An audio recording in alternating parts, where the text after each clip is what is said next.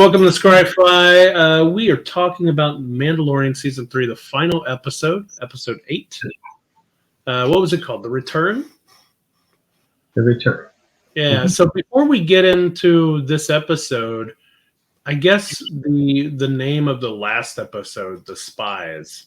Yeah, I've heard some interesting thoughts about that. Have you? No, not really. I was... one of the reasons why our episode's a little late is because I was on vacation. So I didn't get to dive into the social media and all that stuff about it. I just watched it on iPad when it came out. Right. Well, it wasn't me that realized this. I first heard about it on the Star Wars Explained channel. And he credits a commenter. But basically, a lot of people think there's credit to this idea, and the idea is that the spies refers to the 12 spies that Moses sent into Canaan, or the land where the Jews were going to go settle, to see if the coast was clear and they could go and make that their home. And so that means that the spies refers to the Mandalorians that went in the drop ship to scout ahead and make sure that the coast was clear for them to settle their home. And yeah, there's more to it than that, but it seems pretty convincing. I think that might be what that referred to, and also it could have been intentionally, misleading. Like, throw us off and stuff. Almost like clickbait. It did get everybody talking, and I wonder if once everybody started talking, they were like, "Oh, maybe we shouldn't have named it that," because we were all. I don't know. I think there's a good chance that is what they meant, or at least a double meaning or something, so that they could do whatever they wanted. But I think it's good. I did not want the armorer to be a spy. I didn't feel right about that. But Axe Woves seemed like he could have been. But I'm glad that he turned out not to be. My bet was Cosca Reeves, the girl with the hair that, just because, we didn't get a lot of lines from her or anything like that this season. Also, there were a lot of options. It doesn't necessarily mean a spy for Gideon. It could have been a spy. Could have been. Well, there was nobody. Yeah, there was nobody on Gideon's side that, other than Elia, that. Yeah. Could have been a spy, I was thinking, okay, well, if it's Gideon's spy, why did Gideon have to hear from Elia about what was going on with the Mandalorians? He would have known from whatever other spy there was. So, besides that, let's talk about Episode 8. So the whole thing starts with them running. I mean, it just like right after the last episode, right? So they're running away, they're being pursued, chased here. I did like that she called out to what's his name, Axe Woves. Oh, that's a good shot. To Axe Woves, and we caught up with what he was doing when he flew out last episode. We were like, where are you going? Okay, so just jetpack into space. Yeah. So a lot of things about that. People are like, well, how come they went chasing after that creature and we ran out of fuel? Blah, blah, blah, blah. Okay. I figure it could be something like, so space on Earth is 100 kilometers up. That thing was probably low orbit, maybe upper atmosphere. When they send things in the upper atmosphere with weather balloons and you look up, you can see space, but you're still technically kind of in the upper atmosphere. Could have been something like that. So let's say it was, 90 kilometers up. And his fuel tank, maybe his jetpack does 100 kilometers. And the creature flew 120 kilometers away, something like that. I could believe that. But you have to also then say, well, what happened was after they landed, and then you remember the ship came down, they dropped out of the ship, they landed, said every coast is clear, and then the drop ship landed. You have to assume that somewhere in that scene where they're eating and all that, they went into the ship and they refueled their jetpacks. Or maybe they refueled the jetpacks on the barge. So you have to assume there's refueling. And then you have to assume that Axe refills his jetpack again at some point when he's on the bridge of the other ship. So it can work. It can work. But it would have been cool though to see a little bit of jetpack maintenance or something. Yeah, I mean, you could easily say that while they were on that planet and that big bird dragon thing scooped up that kid, that they just didn't have their packs full because that might be heavy weight, you know? Yeah, maybe you don't figure you're going to need to go that far, so you don't carry around a full tank all the time. If it's liquid fuel, then it's probably heavy Yeah. to carry around if you're fully fueled up. That's a good point. We don't know what their status was. Yeah, I mean, it's Star Wars, so you can always figure some way around certain explanation. And maybe, anything. see, I don't remember, was Axe one of the people going after the kid?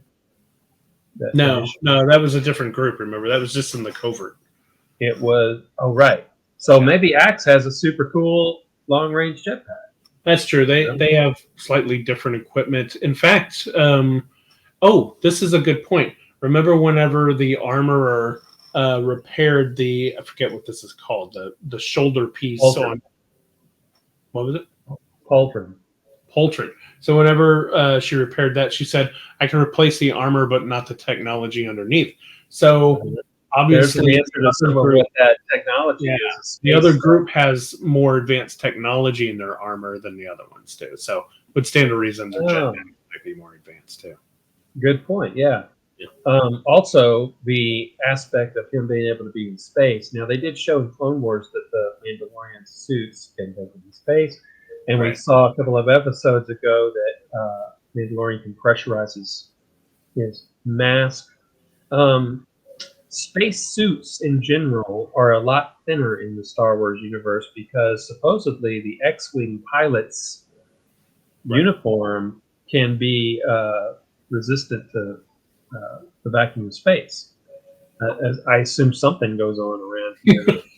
Their faces sucked out through the void, but their body. I don't know what goes on with this, but at least the suit itself is supposed to be a flex suit, and it's supposed to be so. Those jumpsuits they wear under their armor, I don't see really a problem there. At least not a problem that hasn't always been, or it's consistent. I was looking for my X-Wing. It's up here of my X-Wing helmet, but there's no way it would, No, you'd have to assume some kind of force field. But so they X-Woves flies right onto the ship. That was a pretty cool scene to just fly right on board and run into the capital. Oh, one other thing on the suits. Also, stormtroopers are supposed to be okay in space as well. Although in the one scene it showed in episode 4, outside the docking bay, they show them with a backpack with tubes that come and plug into those. Right. Yeah. I think those suits, they're probably okay in space for maybe a little bit, maybe a minute. Right. I think it's a limited time. I think the ones that have the big tubes, they're meant to be out there for a lot longer, fighting space and stuff like that. My opinion. So Axwoves goes up to the capital ship, says he'll take it on. And then it cuts to Din breaking free from those two guys, right? So the two stormtroopers. Yeah. Okay, so this is one of those bad guy things that's like, okay, we have them captured now. We're going to have two guys by themselves. Take them. Right. This happens to him twice. He gets that. He needs a little neck guard in he needs his helmet to go down just a little bit more to stop this choking thing. Or just a hard metal ring. Yeah. Well, I mean, even if it's not choking him, it's got it. So, still have a similar problem. True. Not as bad, though. Grogu comes to the rescue and sprays Bacta spray all over him. Grogu a little bit better used to Bacta, but it's cool that he has Bacta spray, though. It's kind of weird that the others didn't say, "Hey, where's the kid?" They lost him. Well, they were moving so fast, and they were running out of there, and he probably got down some alleys. Use the force to find him, kind of thing. Yeah, he could feel his presence, I'm sure. That's a good shot. There's a lot of great great work in here. So they fly out. This was a cool shot of all of them just flying out of there. Uh-huh. Oh yeah, the TIE interceptors dropping like that. And, yeah, that was cool. Yeah. I kept thinking, like, is that an automatic like thing that just happens? Like they push a button and it happens, or do you have to like really be a good pilot? If you mess that up, you're in trouble, right? Yeah. I imagine it's probably just some kind of like turn on. Those things are super agile. Yeah. This was cool to see him looking at the blueprints of his evil lair and watching. He's got the little dots going. He knows exactly where he is. It's weird that he's not sending all these guys to go get him, though. You know? Well, he wants to face him himself.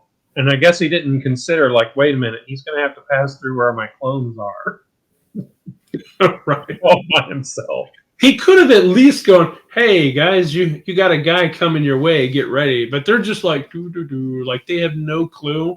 Well, maybe it's like, I've got them guarded. There they are. They're ready for him.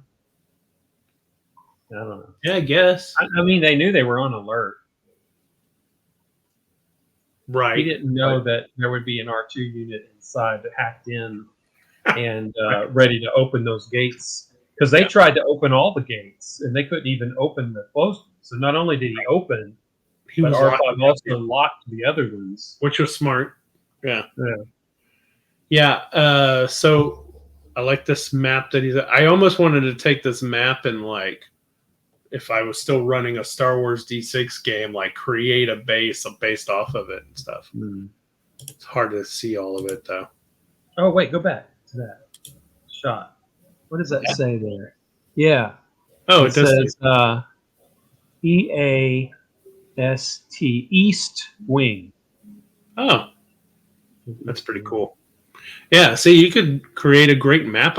This really looks like the maps that you get whenever you play in Star Wars, too. It's and like when you also, it looks a lot like even the color blue. It looks like when you play the online MMO and bring up the map, it looks like that. Yeah, you can tell that the people that do these things are huge fans and have played the games and all that stuff too. It's great. Yeah. Oh, and the dotted lines, I guess that means like little ways underneath. Oh, maybe. Yeah, these things right here, air vents and stuff. Very cool. It's good to track. So, yeah, so he finds his way around, right? Oh, and then we find out that R5 has the little rockets. Yeah, that was good. I didn't know that, but yeah. Well, they need them. They're so immobile. Well, they're astromechs. They're meant to work in space on spaceships and stuff. So yeah, it makes sense. I just didn't think that all astromechs had them. Yeah, so we get to this awesome scene. It's probably like when you buy an astromech, you say, well, what features do you want? You know, what add-ons? And you can choose whether you want those add-ons. I don't know this actor.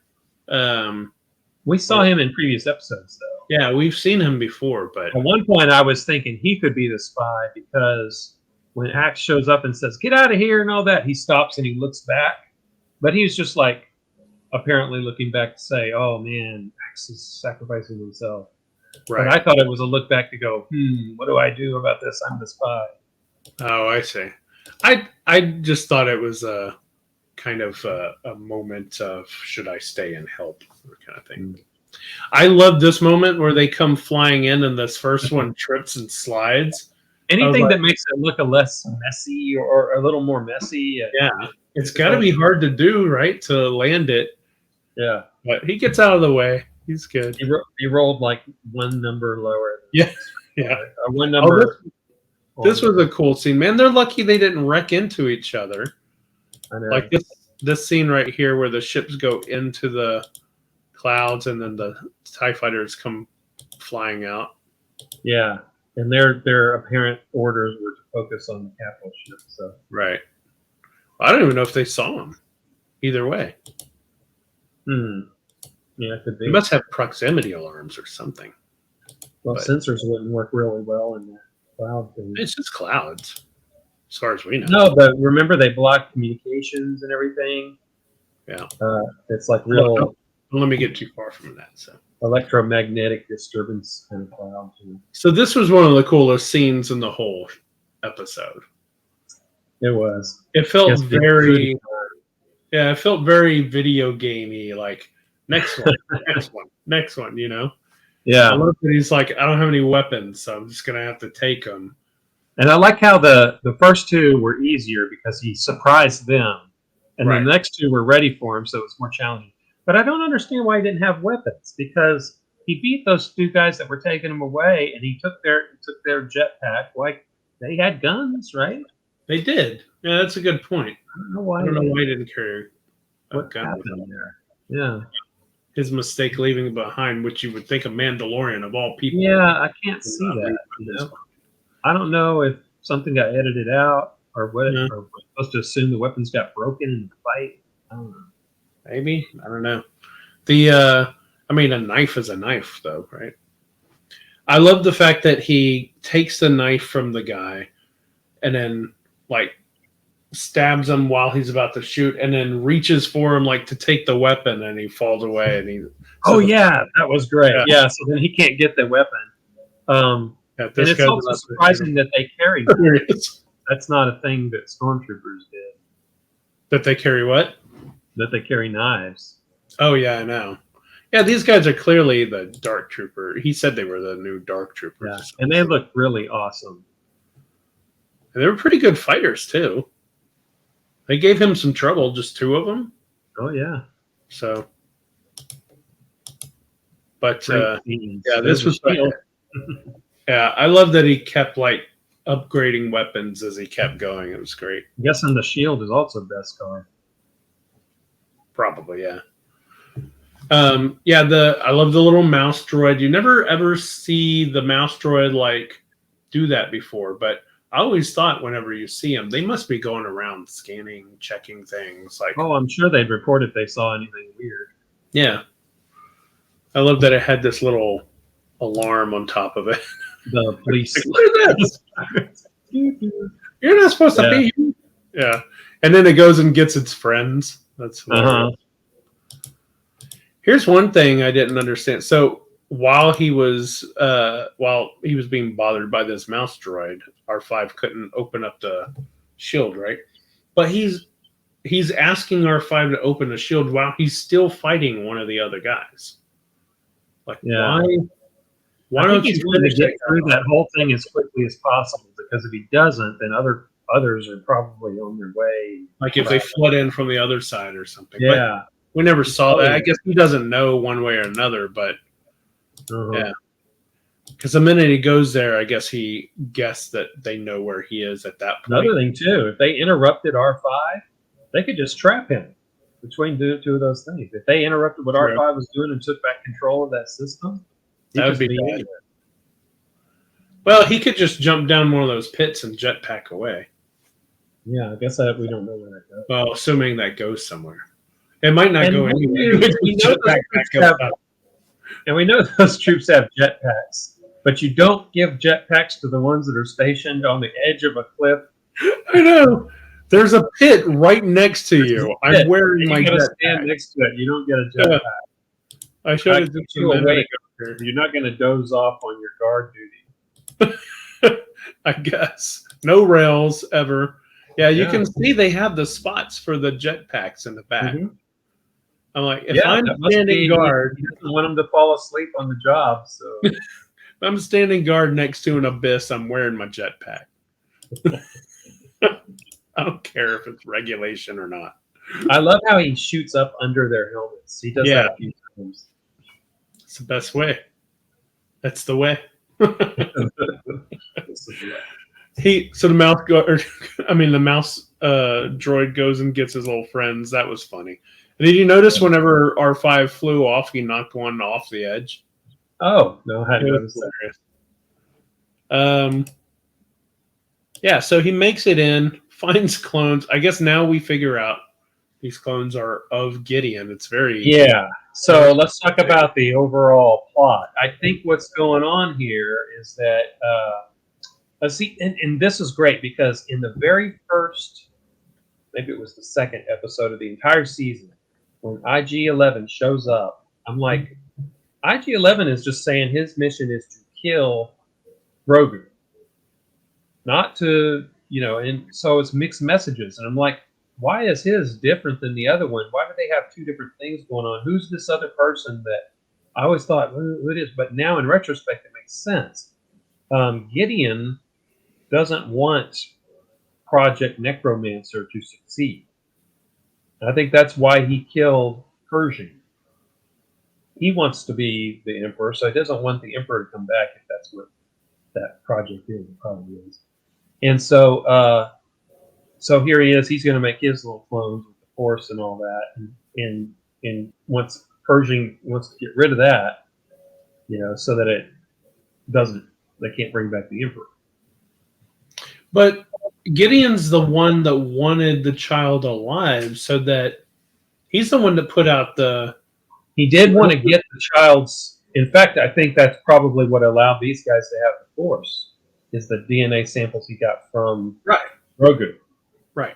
But he didn't want Pershing's work to get back to Hux and them to help them with Project Necromancer. Right, but in the first in the first or second episode of the entire series, right, the client, remember the client who has the what's it called, the ice cream machine? He had Dr. Pershing with him, so that was Gideon's thing. Yeah, but see, Gideon was hired at the behest of Hux, so he's like, okay, we'll do this, because apparently Grogu was in their territory. So he's like, okay, we'll do this. We'll get him for you. We'll get him back and all that. But he probably told Werner Wartzog or whatever. He probably told him, like, hey, I want you to take this creature out, or something. So he had some kind of under the table dealings going on, and he was going to make sure that that mission didn't succeed, but that he got that information to make his clones. But he didn't have the information yet. Well, yeah, I don't know. That's why I don't think we've seen who hired IG-11. I don't. It just doesn't make any sense that he would just report that the kid got killed and keep him for himself. Well, see, the thing is, I think they could take the dead body of Grogu, if it's not too old, and get what they needed. But then if he's not alive anymore, then you have an excuse as to why the mission failed, and you don't have to send him back to Hux. Yeah, so the goose that lays the golden egg is gone, but you've got the golden egg. Whereas if he's still alive, and Pershing is there, Pershing has been told what's going on from. Pershing probably came from Hux, sent down there, and maybe. I think that's what's going on. So, getting back to Gideon's clones, why is he aging his clones to be as old as he is? Yeah, like I think you have him like 20-something or whatever. Yeah. Oh, but what's interesting about this too is it means that there's been advancements in the accelerated aging. So, like the clones in Clone Wars, they had to they just doubled the age, and they would get up to their age in 10 years. They'd be 20, and they'd be ready to fight, and they just continue aging at that rate, and then they'd be gone. But I suspect that he's aged these up in just a few years, and I bet they don't just continue aging super quick. It's probably some sort of accelerated growth, and then it goes to normal rate after that. Yeah. Yeah, I don't know. But for whatever reason, he allows the Mandalorian access to this. He could have flooded this entire department with.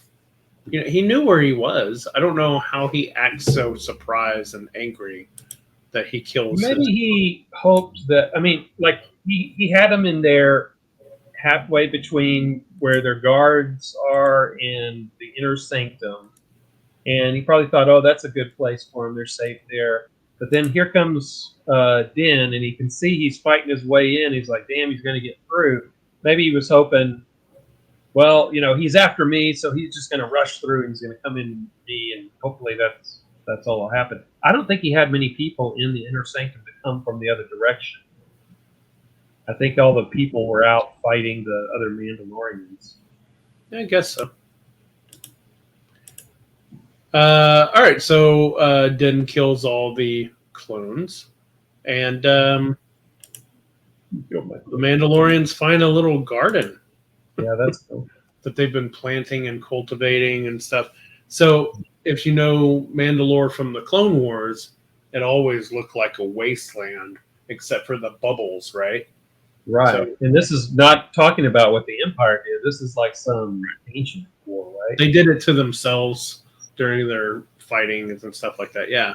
So it's pretty cool to see that there could someday be a Mandalore with greenery and all that stuff again. And Yeah, and maybe there's some massive terraforming type stuff they can do to start refurbishing, clearing out that glass and grinding it up into sand and then putting in nutrients and building out some bigger areas. see, there's Koska Reeves. She didn't have many lines this whole season. No, and she's kind of a strange figure because I thought, or it wasn't last season, but when we first saw her, right, on the Mon Calamari boat and all that. Yeah. She seemed to me like she was like a Bo loyalist, like they were good friends hanging together. In this one, she seemed more like distant, that she went off with Axe. Well, I think everybody. I mean, Axe Wodes was in that same episode, right? And he seemed the same way. So I think everybody was like, "She's our leader," blah blah blah. And at some point, when she came back and said, "No, I didn't take the dark saber when it was offered," and blah blah, blah, they were like disappointed in her for not actually leading them. Yeah, so and they didn't know what else to do, and they kind of lost faith. Yeah. So when she showed up and challenged and beat him, they were like, "Oh, good, she's finally doing the thing." She was being very passive for a long time. Yeah, and there was even a moment where when she took the saber from him in that episode and like was about to light it, you saw some of them like straighten up, like, "Yes, this is what we've been waiting for." So I think they were loyalists, but they also need to follow a leader that is active, and she just and they also needed to have a sense of mission. Like if they weren't going to retake Mandalore, what the hell was any of this about anyway? And I think Din and his covert kind of gave her a fresh, fresh angle on it. All right, so this next scene was awesome. Yes, this is pure like comic book level awesomeness and the kind of stuff you rarely see in live action. Oh man, it's like anime or something, This is what I'd hope to see a little bit of in Boba Fett whenever Cad Bane and him faced off, because I know in Cad Bane he's supposed to have jet boots, right? And this so is definitely better than just them hanging on wires for a little bit and coming down and getting shot at. Right. Not to get down on Boba Fett or anything, but this is what they should have. I actually liked Boba Fett a lot, more than most people I've talked to. But yeah, this is what it should have been. Yeah. So, and the idea of her in the armor, it's like Marvel fighting, actually, we're fighting hand to hand in jetpacks. Yeah, and when she holds the sword out like that, they're just going. It's awesome. It's got to be really tough. And the armorer is doing all this stuff with the action lines behind her going and stuff. It just shows her like flying up this, and you're like, oh, this is definitely one of those scenes. As a kid, I would just be like, oh my god. Oh. I know. As an adult, I was like, oh my god. I know. Yeah. Look at that. That's awesome. Every bit of this scene was so great to see. That where she slides over the thing, comes down. Oh, that was an amazing shot as well. Mm-hmm. Okay, so here's done a lot of great choreography of battle scenes in this season. The whole season, in fact. Remember the fighter battle around Bo's home, and then the one wing coming up and doing the spin. And tons of cool stuff like that to see. This is the face of a man who forgot that he didn't lock the clone room. Yeah. Only himself to blame. You know, he almost looked like Jack Black when he found out that dude hated him. But he hated me.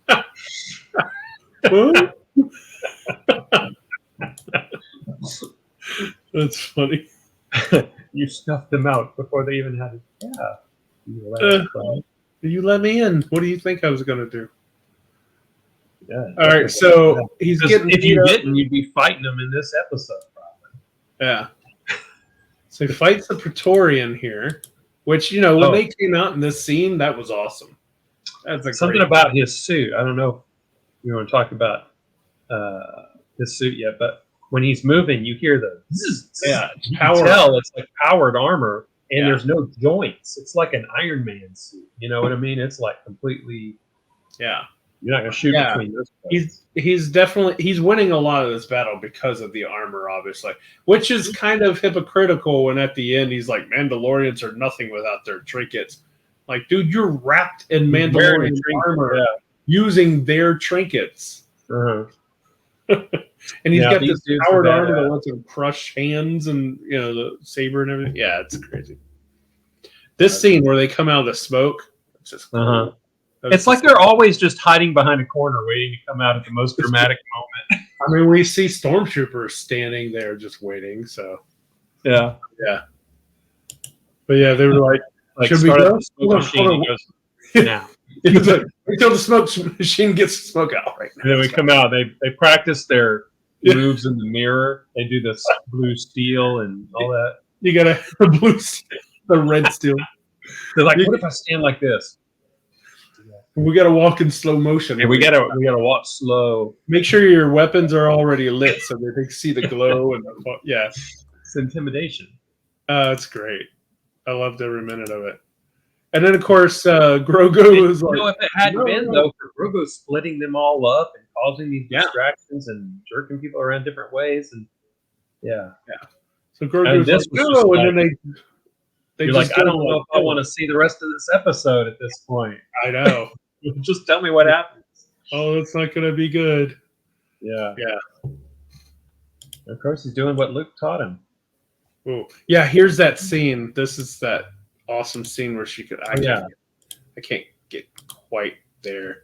She slides over the platform and then down under the bottom and gets boom. That scene. Yeah. And these poses and everything, just like really good. Yeah. What's about to happen right here is she shoots the rockets out of rockets. Right. We haven't seen that since Boba Fett did it, right?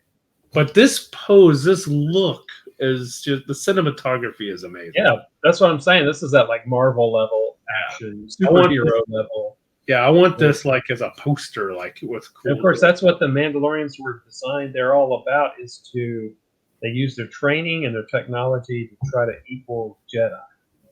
Yeah. That's how. So they should be this. That's what it would take. And you could really see like how these guys could possibly take out Jedi. All right, so Bo-Katan comes flying in and knocks him down. Yeah, that was pretty cool. I wish he'd just flung in with the sword. Oh yeah, come in like that. Yeah, but she also knows he's wearing Beskar, so sure. They have their little exchange. This is the one thing. So both you and I have run D6 Star Wars role-playing games and stuff. You never get these moments, right? At the minute you see a bad guy, people roll for initiative and go, and kill and fight. They don't knock them down and then talk. Yeah, you never get the moments where they circle each other and talk and all that stuff because it's ridiculous, right? Just attack. If you want to just fight, why would you ever stop and have conversation? Right. I think the best you could do in a role-playing game is like the kind of talk that goes on between your turns. You say like, oh, you're saying that. I've tried to do stuff like that, but you forget because you're trying to keep up with the whole. If you really want to have a dialogue thing, you've got to have something like the door that closes and can't do anything. Yeah. They're on holograms or whatever. There's the ray shield in front of them, things like that, right? Yeah. Because otherwise, it's just going to be go. It's like one of those things that, like horror movies, where people are always doing stuff that people wouldn't do in real life. You know, it's like there's no way I wouldn't drop a weapon and Take the weapon with you. Right. I don't know if you wouldn't do this in real life. If you're like, okay, you're getting ready, you square off, all that stuff. Yeah, and you see people like in bar fights, and they do similar. They even stop and kinda they do say it, their little stuff before they start sweeping. But Why doesn't that happen in a role playing game? Because in the minute that a bad guy shows, even in video game, the minute you see somebody, you don't want to. Oh, let me hit the chat button and blah blah. You just as fast as you can, because you already know this person needs to die. Once you know that, then you're just wasting time putting data into a brain that's about to be destroyed. Right, exactly. It's like trying to type something into a computer you're going to throw into a lava pit right after. Why? You know. But that's what I loved about Darth Maul. He just shows up and starts kicking butt, and he doesn't speak at all. Never says a word to them. Like, why bother? I'm going to kill him anyway. Yeah. But anyway, I don't know. I think you're right. These things do happen, but people are. Well, it's not a complaint. I loved every minute of it. I just thought it was funny that never really happens in games. Yeah. Unless you get cutscenes. Then you're just like, come on with the cutscene so I could start killing. I know. You're like, come on. Yeah. This was cool, this weapon that he had. Yeah, it's similar to the staff things that the but he pulled it out and extended.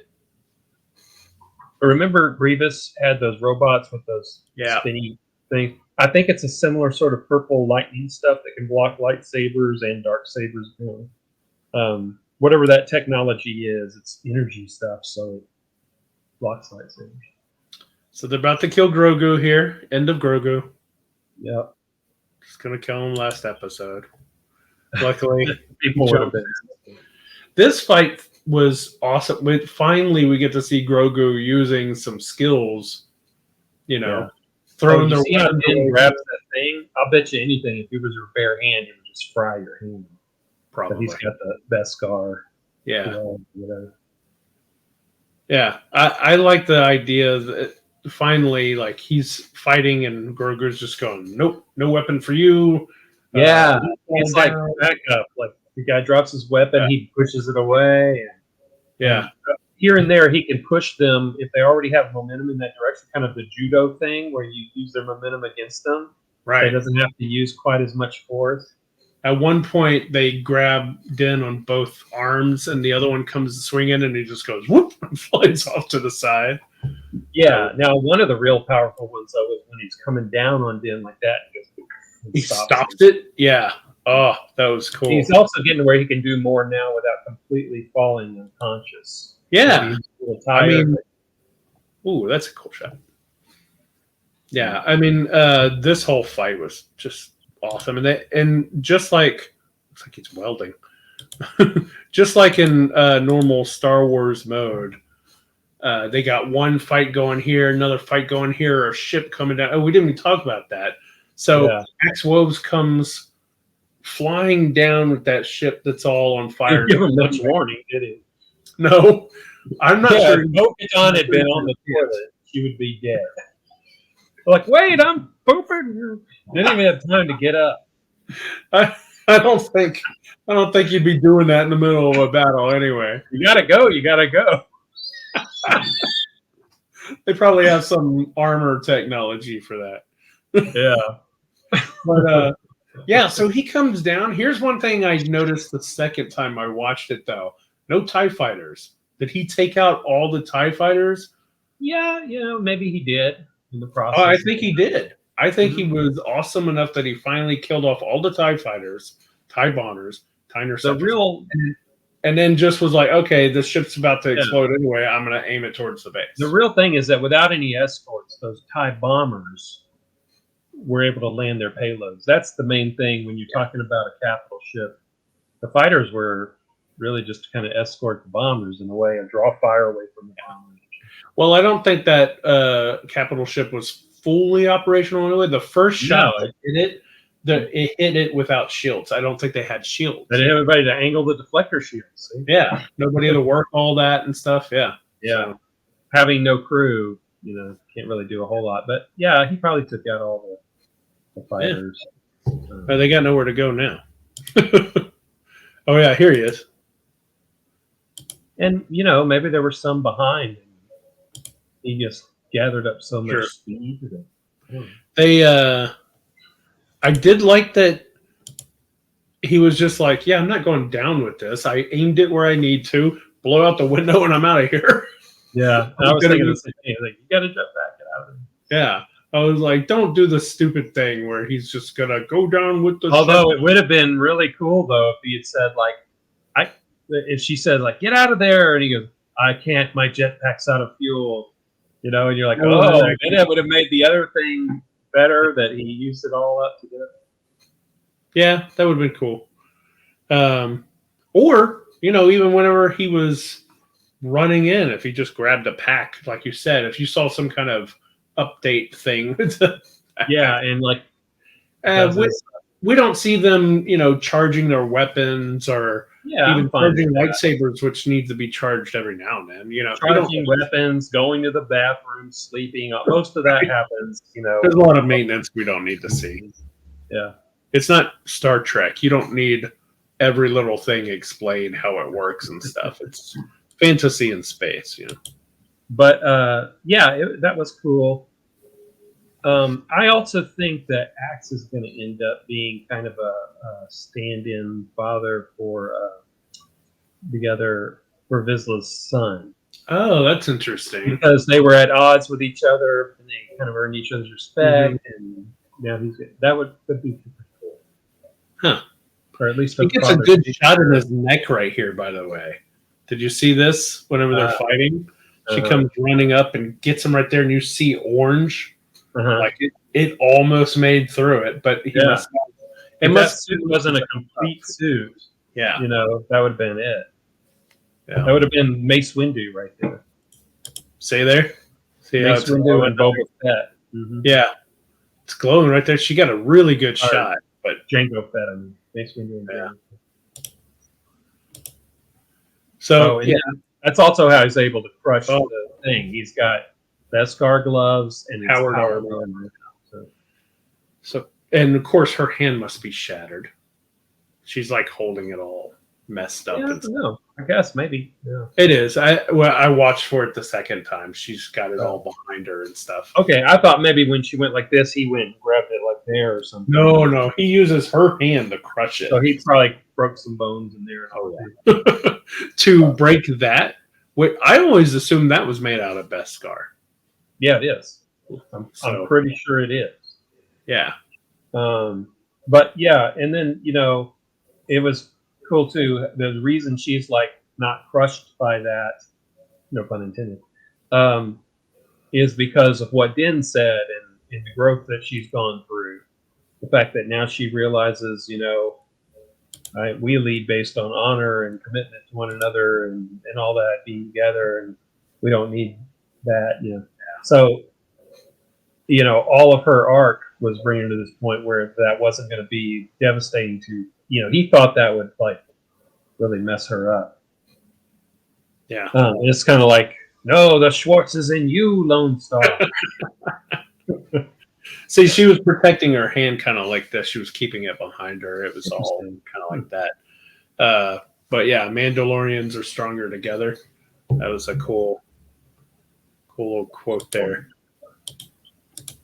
So they were still kind of getting their butts kicked by he was so strong. I mean, that armor was so good. He had weapons in his arms and everything.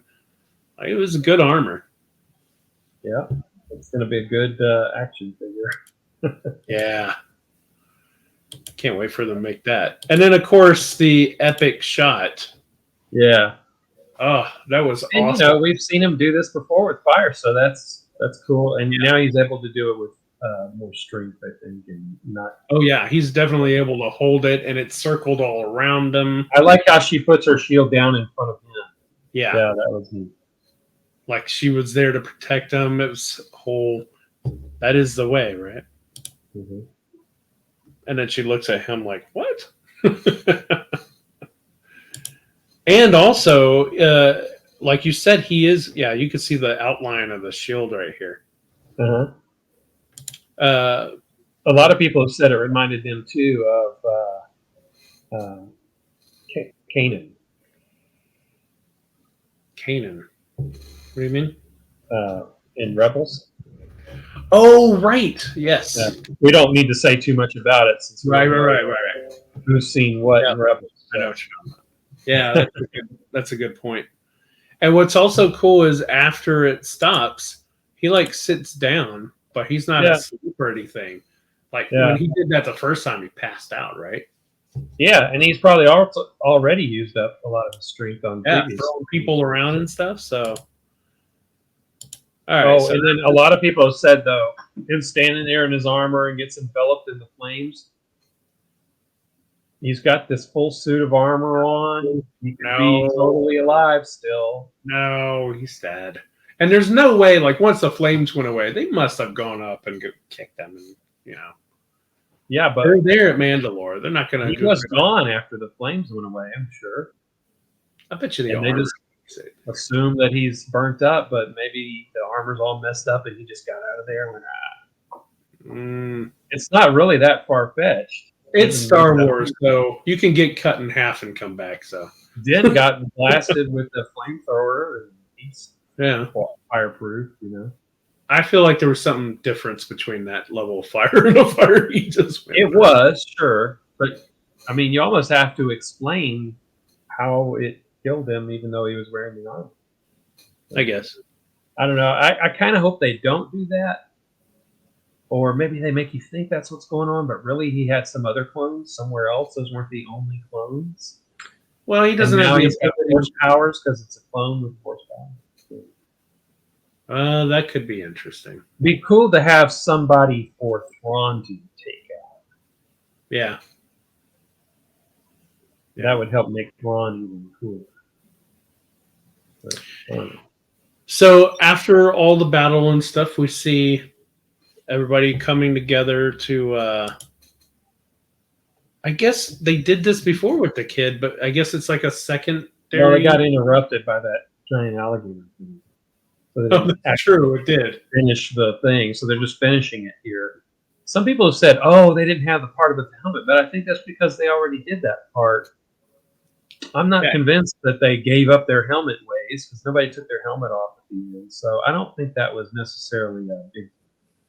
And for all we know, I mean, the baptism was in lieu of having the living waters to do it, right? So maybe they were just like, hey, let's redo the last few that we had. Or actually, they just adults here. What was that? Yeah, I think they're just finishing it. Maybe. Or maybe they're redoing everybody now that they're doing have the actual living water. Well, a lot of the adults here probably did get baptized in this living water stuff as kids. So maybe they're just doing the younglings and foundlings that didn't get a chance to. Yeah. I don't know. A lot of people. Oh, go ahead. I was going to move on a little bit, but if you. Well, a lot of people have thought that the big arc was supposed to be that Din would realize you didn't need to keep your helmet on and stuff, but I don't want them to do that. I think that that's a unique thing about their culture. Yeah, and I think his arc is coming to realize that okay, this is my way of doing it, but other people can be honorable and be good Mandalorians. We can get along with them even if they don't choose our specific path. That to me is the arc. Yeah, I just realized what this scene is. His father died the episode before this. So what this scene is him going from apprentice to whatever it is where he doesn't have to have someone above him. Oh. This is him taking his father's place, basically. He now counts as an adult. Wow. I think so, yeah. Yeah, you might be right. I'll go back and look at it again. That's why it's him specifically they're doing, because his father died before this. Yeah. Interesting. Wow. And, how old is he? Who knows? But, like, in a lot of these warrior cultures, 13 is old enough to do that. Yeah. I mean, he's plopping him down to take the oath, and he's like, I mean, to be fair, he fought off Praetorians. That little kid wouldn't have been able to do that. But, And it does seem like, okay, so they say old enough to speak and all this stuff. It seems to make sense for humans, but it does seem to me like Grogu's level of ability, and not only ability, but understanding of what's going on is greater than his ability to voice it. Like the rates of progress of voicing is behind where a human would be at that cognitive. So Also, you could almost think of it like somebody who was mute. You wouldn't just never allow them to be a Mandalorian. You would have that's what I was going to say. Also, you don't know this species. Maybe they don't talk. Maybe they just make little noises. maybe only the force sensitive ones eventually learn how to speak. Maybe, I don't know. Yeah, It's who knows? it could be that their whatever part of their brain is about languages is really limited, and everything Yeah. else is much more expanded or something. That would help explain Yoda's style of speaking. Maybe Yaddle is just really good at it or something. Yeah, Yaddle can speak normally and stuff, but she Um, might have really put a lot of work into it. Or But something. even if Grogu eventually speaks, it Maybe does females seem are like better. the progress arc is behind the understanding part of the speech. Like the Yeah. Grogu totally seems like he knows what's going on. Yeah, that's why you can do the yes no thing. Yeah.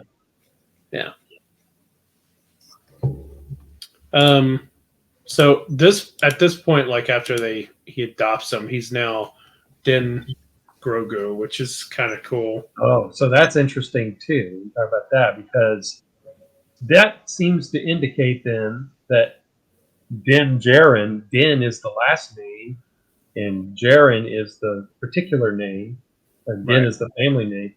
So that's not how it works with Atwos, Bo-Katan, all them. So I would assume then what that means is that, when we saw the flashbacks and they all had those red clothing on and they were on some planet somewhere that was being attacked by the battle droids, those people, whatever that culture is, are probably people whose given name is second and their family name is first. And so instead of saying Din, we should have been saying Djarin. Yeah, that's my best guess on what's going on there. Yeah, it's weird. You would think I don't think they would say now your name is Daniel Grogu. They'd say your name is Grogu Grant. Right. And then, of course, I think this scene right here is where he is sensing the mythosaur down below. Yeah.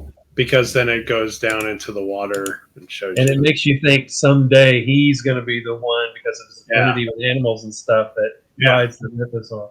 At some point, he's going to call up this beast that he's been talking to through the force and stuff. Wow. That's going to be awesome. Yeah. Got the Mandalorian symbol there hanging in the forges. Sir Din Grogu. So this is interesting, sir. Oh, yeah, because he is a knight now. Mm-hmm. So this is interesting now. The last scene we just saw was them at the Living Waters, and they were all wearing helmets, which makes me wonder, like, are they kind of agreeing that you wear your helmet in the holy place, basically? I think they would have done that before, maybe. Like during a ceremony, you would do that. Yeah. Well, I mean, she did keep her helmet on whenever they were in there the first time, even with whenever she was just kind of like not a believer. So yeah, maybe there's a respect thing, like the opposite. Taking your that's not true. That's not true. She walked in without her helmet on because she was reading the thing and smirking. Yeah, I remember. But at least during the ceremony, I think it's reasonable to suspect that they probably would put their helmets on. She takes a torch with her left hand. I wonder if her right hand's still messed up here. But at this point, they're all wearing helmets, not wearing helmets as they please. I guess the forge isn't considered that kind of thing. Yeah, she's right-handed because that's what she fights with the sword. So I'm guessing her hand's messed up. That's a neat little detail there. If we know she's right-handed, but she's doing it with her I'm trying to get a shot of her where I can see her hand if there's any kind of thing. Yeah. But it just shows her briefly in these scenes, so I don't think we see her hand. And of course, the next time we see her, she can. Sure. She could have a droid hand. I doubt it. I think Yeah. All right, so he flies down to. I didn't expect this scene, but I it's know. pretty cool. This is cool. Yeah. So he flies down to this little planet. I don't know if we have the name of this planet, but it's I a don't know either.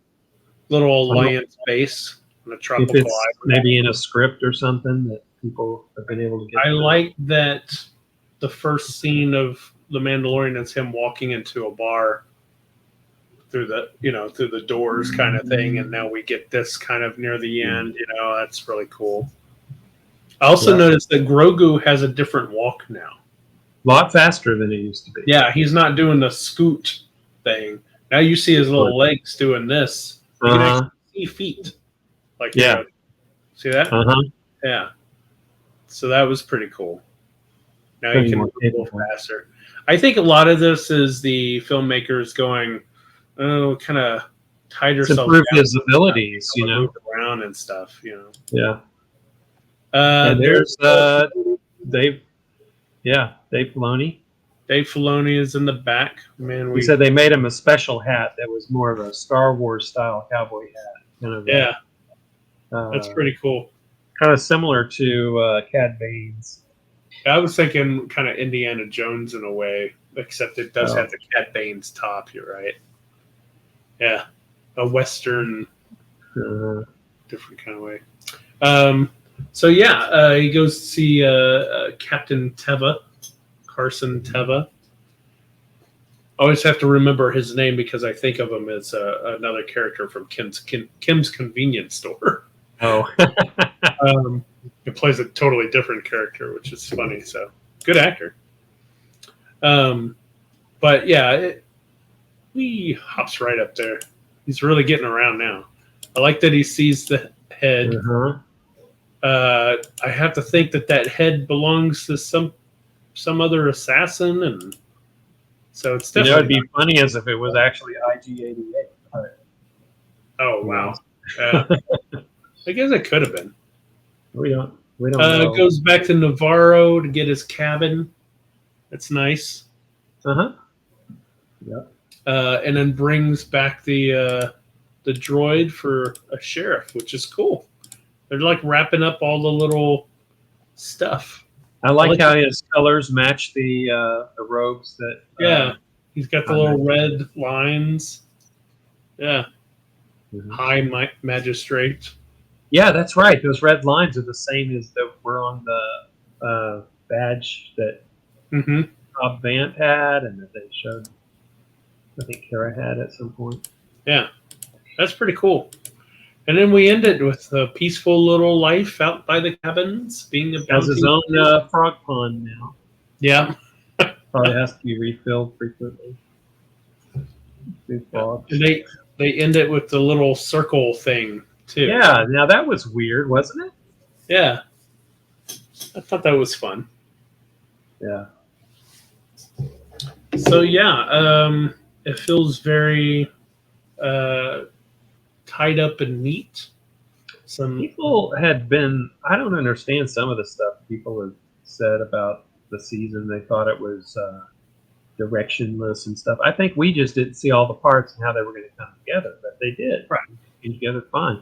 And there's some threads left in the future and all, which is fine. I really enjoyed this season. I thought there were more episodes this season than I really loved than probably last season, even though, of course, the ending of season 2 was beyond epic. Right. But yeah, I think overall, as a percentage of episodes, I really liked this season. I agree. In fact, season 2 was amazing, especially because of the ending that you're talking about. But there were, I think, 2 episodes, especially one episode, the whole Ice World Ice Spider episode. I skipped that the third time I went through. I was like, yeah, I know that episode. Because it doesn't mean anything for a plot. It's just like something interesting. Yeah, I enjoyed it, but it is like just a side thing. Yeah. Most of the coolness about the episode is like, oh no, it's going to get him. But once you don't once you know that, there's nothing visually on screen. It's not like the jetpack battle with Bo in the armor. Right. And all that. Right.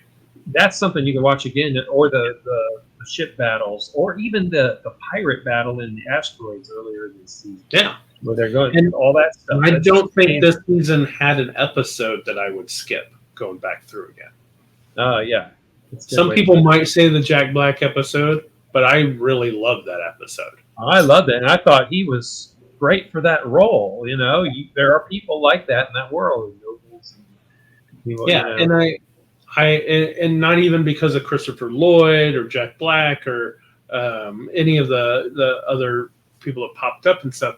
It was more because I liked the investigation storyline. It felt there were a lot of very Blade Runner-y, film noir kind of things, and obvious homages to those things, which was really cool and really fun. Yeah, I think I'd watch it even without the cameos, or even if it had those characters and those were not famous people, but they looked and acted exactly like that. Yeah, I think it'd be cool.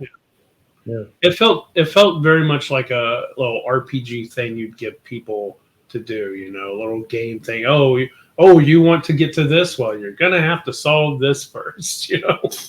And what's cool is that when you pack every scene full of interesting things, if it's something you've seen before, like, oh, there's a Celestin, oh, there's a Brody, that's cool, because you go, that's neat, I recognize that. And if it's something you haven't seen before, that's cool too, because it's like, ooh, what's that thing with the tubes coming out and they all sucking on it, you know? I just love that kind of thing. Like, it'd be so easy to just have a table with some food on it and they come in and they talk to them. But instead they got all this stuff and animals in the background and stormtrooper armor that's been repurposed with the royalty.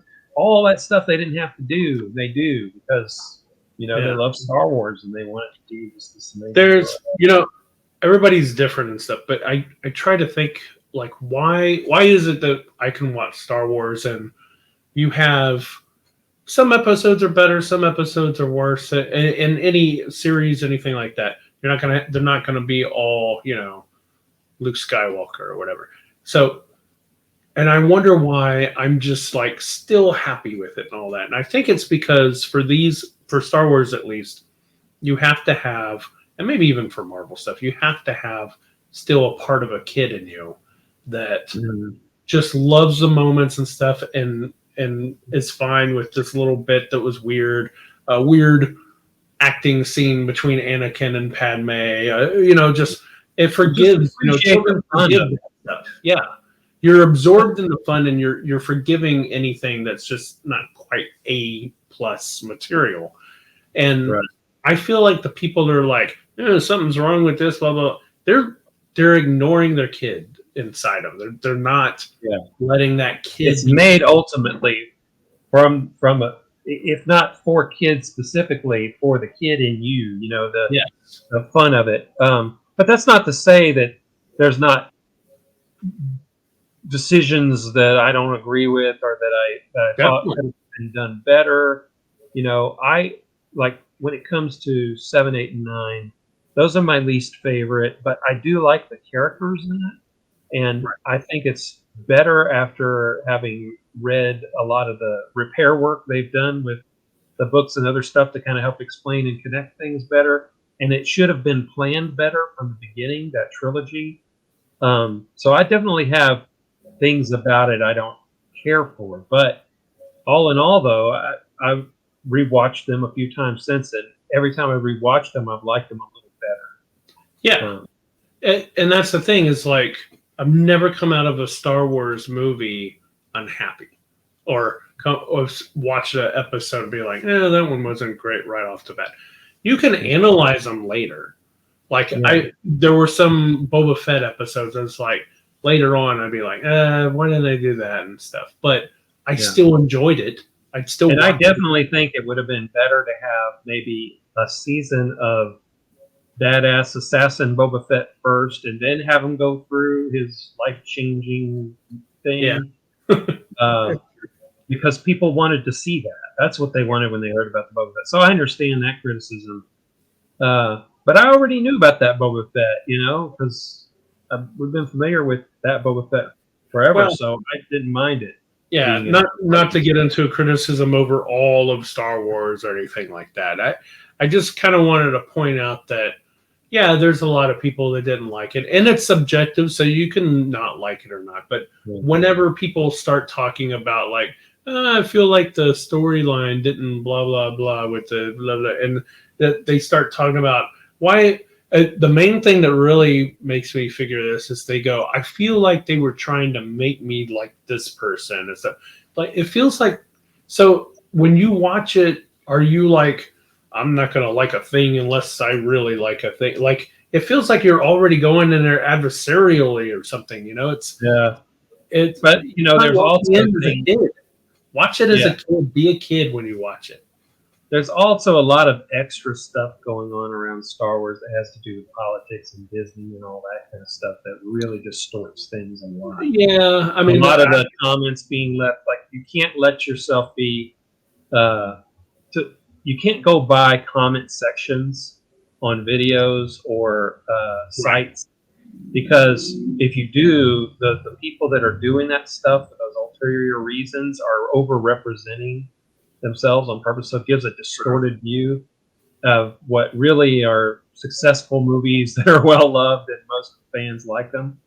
I don't listen to those, Yeah, and you'll recognize them by the words they're using, the phrases they're using. They're following this kind of a script. No, I'm talking about people I know for a fact. I know them. I actually know that. I know that they're good people and accepting of everyone, and they just genuinely don't like the new stuff or whatever. They like I said, I don't think they're watching with their inner kid next to them, kind of thing, And also, there's always been this strand of folks who really want something like Star Wars, but it's more like Aliens or more like a really serious kind of dramatic sort of show. You see a lot of that with when Andor came out and Rogue One. That's their favorite Star Wars ever. Yeah, and they love that. That's great. Star Wars should be all the time now. Star Wars should be all the things. It should be that. Yeah, that was awesome. It should be, Boba Fett. It should be Mandalorian. It should be Jedi. Everything. Yeah, don't try to narrow Star Wars down to your thing. Just be happy that it's expanded now to be your thing. Yeah. And there are good shows that are like that, that are like Battlestar Galactica didn't have cutesy things in it. Right. It was a very serious show. The Expanse is a great show, and Aliens is a great series for the most part. It's a great sequel. And 1 and 2 are awesome. But that's just not what Star Wars is trying to do. Star Wars can be all kinds of stuff, and I'm seeing Marvel do the same thing. They're stretching out everything, every audience they can reach in different ways, and I hope they do that with Star Wars. They have that kids cartoon that's coming out soon, where all the little Jedi and stuff. That's going to be totally marketed for kids, and I better not see adults being like, "Oh, this is stupid because of his purple lightsaber and Mace Windu." Like, shut up. Yeah. What I've been really interested in, though, is that a lot of the things that have started out for kids ended up actually being really dramatic and good anyway. Sure. It's no surprise. Well, that was our take on The Mandalorian. So, of course, we won't have more episodes about The Mandalorian, but we may come back. The idea of the series is that we may come back for the next episodes of some other thing, or the next Star Wars stuff, or the more analysis of stuff. I'd love to do some more Star Wars, of course, but we could always do all kinds of things. Yeah, we could always go back in time and look at do an episode 1 from 24 years later, almost, and just really look at it in detail and talk about our experience there. I think a lot of people still want to see people talk about episodes 1, 2, and 3 without yucking all over it, which we wouldn't do because we both love them. Yeah. And you see a lot more love for the prequels today than well, and I don't think it's because something actually changed. I think it's just that enough time has gone by now where more of the word's gotten out. Sure. From the Well, and there's also the Clone Wars and Rebels have really built, well, especially the Clone Wars have added so much more. Yeah. But yeah, so I think we plan on continuing the series, but in times whenever we have something we're inspired to talk about. So we'll just subscribe to us. Hit the little bell, I think it is, that lets you know if we're coming back, which we will be. And we'll talk to you later. All right.